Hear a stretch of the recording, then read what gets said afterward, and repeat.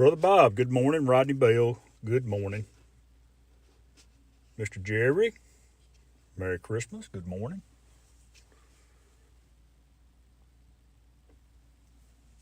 Captain Joe, morning, sir.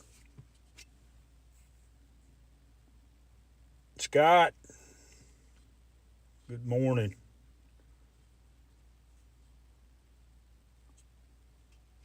Good to see you all. Lance, good morning. John, Mr. John, Flying Flynn, Mr. Flynn, good morning. Boy, I got a pretty sunrise right now.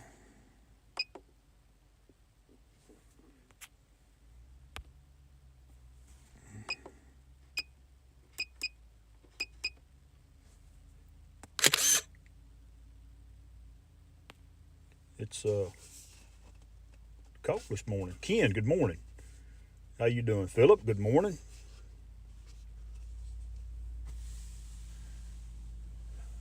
I told Bob Casey earlier it was cloudy. It clouded up on me when I got up at 4:30 this morning. You could still see the moon, and when I got over here to the lake, it was morning. Joe Blaylock, good morning, brother Joe Blaylock. He's up awful early this morning. He must have been up wrapping Christmas presents. Ken, good morning, dude. Dean, what's up, man? Philip, Koshat, good morning. I'm going to do something a little different this morning. Y'all, this group here, Les Ken, place it here. He might be old enough. Remember Paul Harvey? I'll tell you the rest of the story, right? Well, I'm going to read a Paul Harvey deal this morning. Scott, good morning. And it may take a few minutes instead of a 30-second list. This may take 4 or 5 minutes, so y'all just bear with me. It's one of his Christmas stories. Christmas is Wednesday. Christmas Eve is Tuesday. And then we go today. Don't get the long way out for a few birthdays this morning. I know Dre has a birthday today. Start on the West Coast. I'm going to work my way back through Vegas. Bob Dempsey. Old St. Nick got a birthday today. Waypoint, good morning. The two brothers up in Illinois, Sergio and Michael, have birthdays today. Man, it's but let me see how much battery time I got. I've got 17 minutes. Surely I can remember to read that fast. So bear with me. I got a new iPad. Excuse me. It's not an iPad. Take the I out of it. It's a pad with Android on it. So I'm learning again. So here we go. This is called The Man and the Birds, and the author is unknown. And y'all remember Paul Harvey? He would always read to us. Here we go. The man I'm going to tell you about was not a Scrooge. He was a kind, decent, mostly good man, generous to his family and upright in his dealings with other men. But he just didn't believe in all of that incarnation stuff that the churches proclaim at Christmas time. It just didn't make sense, and he was too honest to pretend otherwise. He just couldn't swallow the Jesus story about coming to earth as a man. He told his wife, "I'm truly sorry to distress you, but I'm going with you to church this Christmas Eve." He said he would feel like a hypocrite and that he would much rather just stay at home, but that he would wait up for them. So he stayed, and they went to the midnight service. Shortly after the family drove away in the car, the snow began to fall. He went to the window to watch the flurries getting heavier and heavier, and then he went back to his fireside chair and began to read his newspaper. Minutes later, he was startled by a thudding sound, then another, then another. At first, he thought someone must be throwing snowballs against the living room window. But when he went to the front door to investigate, he found a flock of birds huddled outside miserably in the snow. They'd been caught in the storm. In a large, desperate search for shelter, they had tried to fly through his large landscape window. That is what had been making the sound. Well, he couldn't let the poor creatures just lie there and freeze, so he remembered the barn where his children stabled their pony. That would provide a warm shelter. All he would have to do is direct the birds into the shelter. Quickly, he put on his coat and galoshes and trampled outside through the deepening snow to the barn. He opened the doors wide, turned on the lights so the birds would know the way in. but the birds did not come in. So he figured that food would entice them. He hurried back to the house and fetched some breadcrumbs. He sprinkled them on the snow, making a trail of breadcrumbs to the yellow lighted, wide open doorway of the stable. But to his dismay, the birds ignored the breadcrumbs. The birds continued to flap around helplessly in the snow. He tried catching them, but could not. He tried shooing them into the barn by walking around and waving his arms. Instead, they scattered in every direction except into the warm lighted barn. And that's when he realized they were afraid of him. To them, he reasoned, I am a strange and terrifying creature, that I am not trying to hurt them, but to help them. But how? Any move he made tended to frighten them and confuse them. They just would not follow. They would not be led or shooed because they feared him. He thought to himself, if only I could be a bird and mingle with them and speak their language. Then I could tell them not to be afraid. Then I could show them the way to the safe warm barn. But I would have to be one of them so they could see and hear and understand. At that moment, the church bells began to ring. The sound reached his ears above the sounds of the wind. He stood there listening to the bells, Ades Fidelis, listening to the bells pealing the glad tidings of Christmas, and he sank his knees in the snow. Merry Christmas, everybody. And now you know the rest of the story. Man, thank y'all for letting me do that. I like old Paul Harvey. Good dude. Am I still going? I don't know. My chat's quit moving for some reason. Let me refresh it here. Thank y'all. Let's see. RJ, good morning. Let's see. Mr. Bell's back. Dennis. Thank you there, Dennis. Yeah, I like old Paul Harvey. He's a good dude. And his son tried to do that for a little while after Paul Harvey passed away. But I don't think he does it anymore.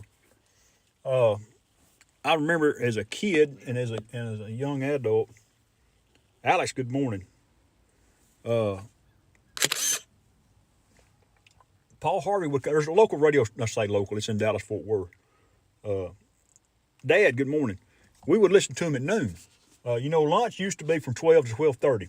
No ifs, ands, or buts. So we'd hustle up, go in there and eat our lunch, and Paul Harvey come on about 12:15, 12:20. And when it was over, we knew it was time to get up and go back to work. So that's what we did. I've listened to Paul Harvey. He'd do it at noon, and then he would do it again in the afternoon for the drive home. But we're going to take a flight around right quick. Turn the EV up a little bit. Got a boater out this morning. I guarantee you, that dude's cold because it was 37 degrees when I left the house. I don't know what it is now. It's still cool. Got a little bit of a southerly breeze. But looks like Christmas is going to be warm.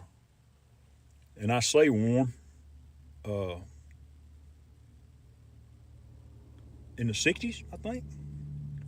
Yesterday morning was 31, and this morning it was 37. Oh, cool, Dennis. Thank you. I may have to go check it out.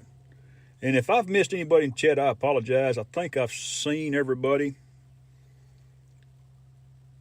Thank y'all for suffering through my Paul Harvey, but I want to do something a little Christmassy this morning. As y'all can see, the old lake is dry. It ain't dry. It's got water in it, but it's drier. Drier. My little island has got plenty of exposure. And looking at the boat, looking at the bridge, I think it's looks like it's about 4 foot low. But we don't have any campers today. Nobody's wanting to camp out on the island today. And I think I've told y'all the story. I know back in this direction right here, that was all strip mine for coal. There was a power plant in Trinidad, Texas, about the center of the screen, about 5 miles from here. There's a big power plant over there, and it was built back in the 20s. That's over 100 years ago. And the power plant's still there. It's just not. It's more modern than it was. They'd train the coal over there, but they would strip. That's all reclaimed land now. Old coal mines. I know Brother Bob's got coal mines in Kentucky. I think there's probably some in Pennsylvania and all them other places. Joe, good morning, folks. Leo, good to see you, boy. I can call you boy because you're a boy. So, good morning, boy. Young man. A lot of people don't like to be called young man. Okay, you want me to call you boy? I'll call you boy. No, sir, don't call me boy. Well, what do you want me to call you? Call me by my name. Well, I don't know what your name is, kid. It just goes on and on. Like to aggravate them. Bob says, hi, boy. Hey, boy. Go check out Joe's latest video. I'm gonna go. Me and Joe gonna go fly that abandoned place. I don't have any place to fly FPV around here like that. He's got a building that he flies. It's partially inhabited, but they don't care if he flies or not. It's fun. It's a fun looking place to fly. There's my little town of Caney City, Texas. It's on Sundays. You can't buy liquor on Sundays in Texas. You can buy beer after lunch in Texas. Yeah, you can see the old lake. She's suffering a little bit.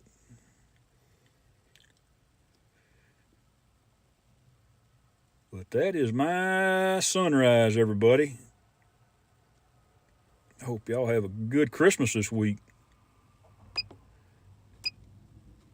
And I appreciate y'all letting me go deer hunting because I've been doing quite a bit of that here. I can deer hunt behind the house and on these I seen guys on TikTok last night. No more throwing chains to tighten pipes. Yeah, they do. East Coast. Them they may be a few that still wrap that chain around it and pull it tight, but most of them use a set of tongs with a backup nowadays. It's way more safer. Now then they got there's a low battery. Now they got electric rigs. The tongs, everything's all electric. The guys, it's a whole lot easier on these guys. That's my sunrise, guys. I'm going to let y'all go. Call it a Sunday. Merry Christmas, everybody. And good morning, Eddie. Thanks for stopping by. Just fixing to leave. And for those that are lurkers, Rick, good morning, Rick. You got to be in here. I know you. But anyway, I'm going to let y'all go, guys, and we'll catch y'all next week. Maybe, maybe not. Not sure yet, but I'll let you know. Thank y'all for stopping by. Merry Christmas. Bye-bye.